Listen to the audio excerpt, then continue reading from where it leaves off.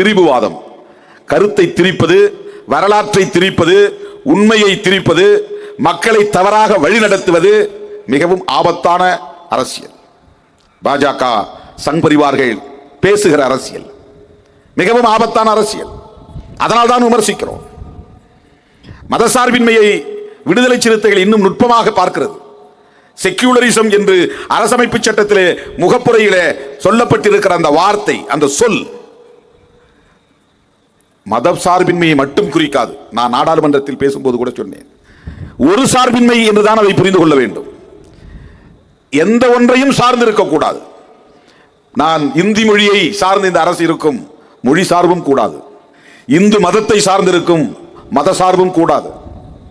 ஒரு கலாச்சாரத்தை சார்ந்திருக்கும், கலாச்சார சார்பு கூடாது.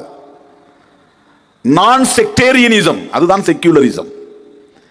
விடுதலை சிறுத்தைகளின் பார்வை அது. செக்யூலரிசம் என்பதை வெறும் மதசார்பின்மை, நான் ரிலீஜியஸ் என்று மட்டும் பார்க்க கூடாது, பார்ப்பது தேவையற்றது. வேற என்னவாக அதை பார்க்க வேண்டும்?